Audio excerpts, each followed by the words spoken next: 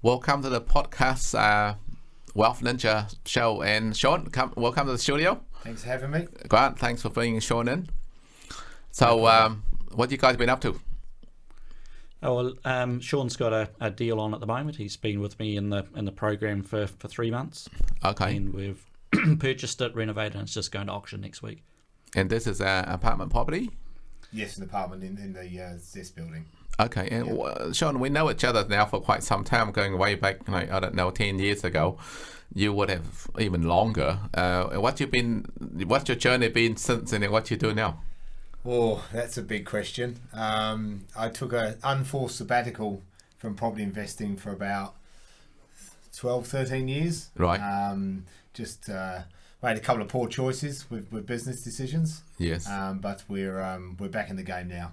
Okay. And what made you come back instead of just going and do your own things? And why is it that you come back to the Wealth Ninja team and Grant there for advice through property purchase? I've always known from when we first started in the early 2000s that it's vital to have a good team around you. Yeah. And that team has to be very knowledgeable in what you're about to do, and they pretty much eliminate any mistake. So that's the reason why we're back in property investing and with Grant. And would you see that as you say you made some poor choice in business?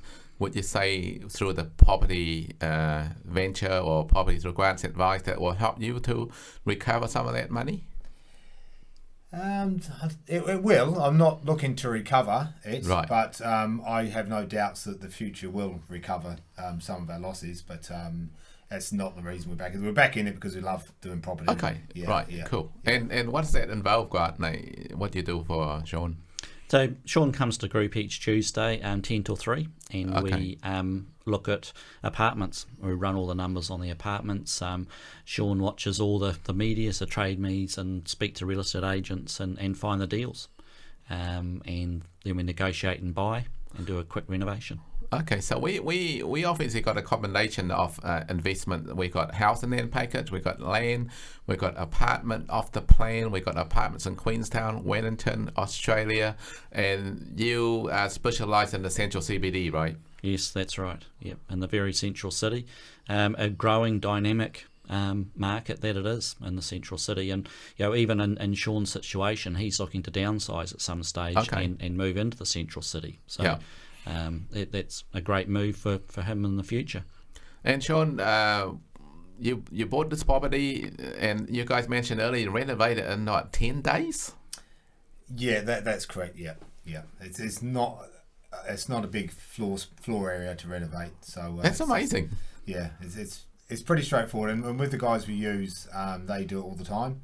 So they know the buildings inside out. They know how to get things up and down the lift, which probably other trades don't. Yes. And they're just set up to do that each and every day. So they're very efficient with their time. What would you, obviously you've been in property now for quite some time.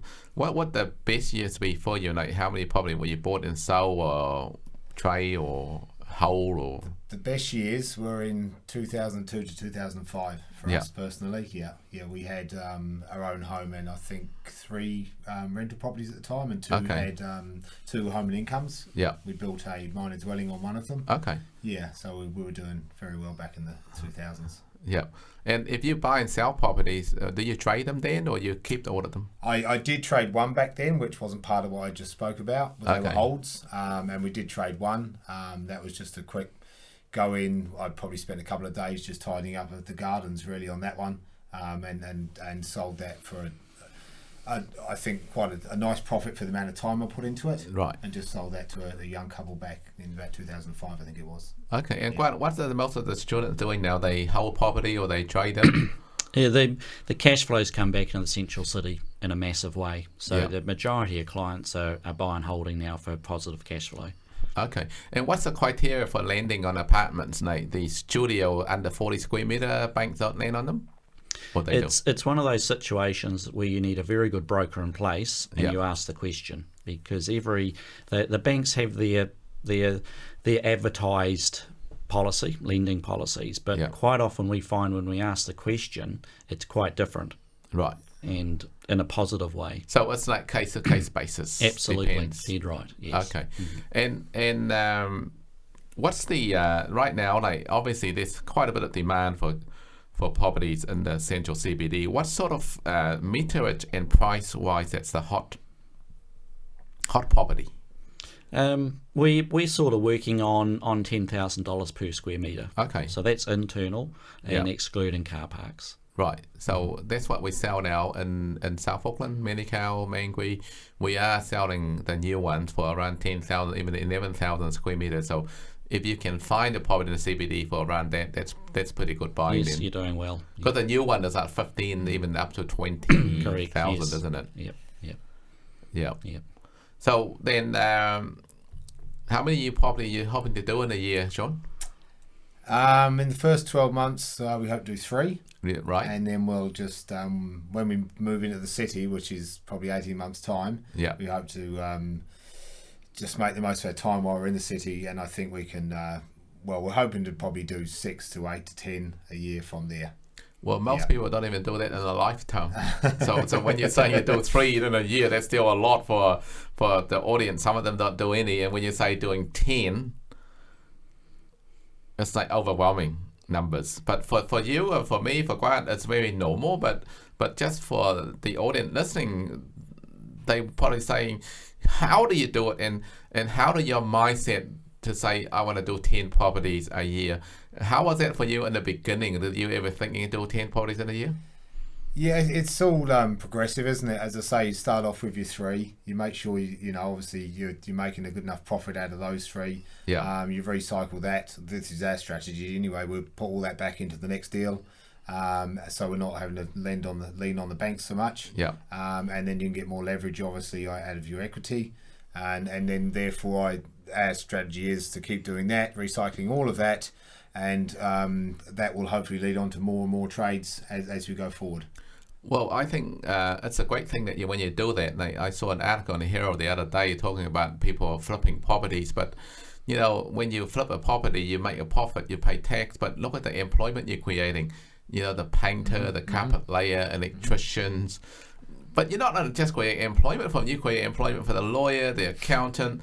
And then what about the solicitors? They get conveyancing fee and then the council rate that comes in.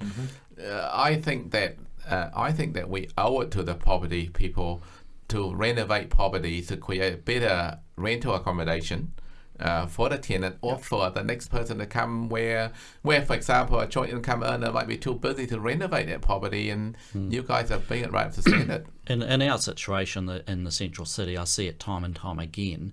Our average renovation is $10,000 for 10 days.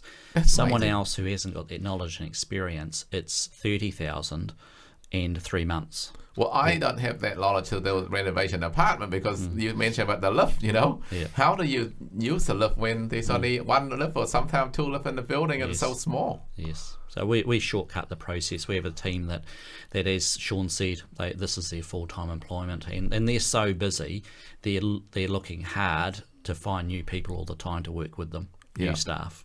That's how busy they're growing and growing. And going through your mentoring now for over 15 years, that's unbelievable. Yes. Yeah. And what would your star performer be like on property wise or apartment or transaction wise? Well, yeah, unfortunately a number of them were in the newspaper a few weeks ago. Really? All fortunately. Yeah. So yeah, I've had a huge amount. I've made so many millionaires, it's just ridiculous. Just out of investing in apartments, and that's all I do is full-time as apartments. It's amazing opening up a new market to people that never even contemplated the central city even existed, and just open their eyes to what's available out there and how much of an amazing changing dynamic city we have in Auckland. What's the next big thing for next year? More of the same, really. Yeah, nice market. Interest rates stay low would be great. Rents will continue to build in the central city because we're not building any more stock. All the developers are basically finished. What is coming online is high-end $1 million properties, so that's not going to impact the market at all. So rents are going to increase, interest rates hold or go down further, and America's Cup is going to start building up. Who knows what's going to happen with the Rugby World Cup and all the infrastructure in Central City. I just heard this morning coming in, 2021 I think it is, New Zealand has been put on the list for the World Rally Champs. So well, you mentioned the Rugby World Cup. We got some of our players that we mentor over there, and we watch them play on TV, and I don't know what it is. Is it that because all of a sudden they know that life after sport now, they got it set, and I can see I could be wrong, but I see their body language, they work out, they look muscular, they were proud to win because they know their future's been looked after. Or maybe when they look at the opposition, their shoulders are slouching, ready to lose because they don't know where their future is. And that I noticed that a change in a lot of our sports players that we mentor. Yes. They have a great outcome now. Some of them within 6 months. We take them from $600,000 poverty's portfolio now to $4 million that they never thought that in a lifetime they can achieve that, but we did it in 6 months. And it's quite amazing. Once we got that trust, they just say, I just can't believe one of them actually said to me was, "You are my life. You tell me what to do and I do it. I don't have any say in financials." And I never ever abuse my position. I call it abuse of power. When you're in position of power, you take advantage of people. They trust you. That I will never do. And this is why Wealth Ninja here is to reach out to more and more of these people that we can assist. And through you guys with your experience, Shaun with your experience, you can help the new people that get into this investment model. And because you are the talking examples of it, aren't you? Yeah, absolutely. Yeah.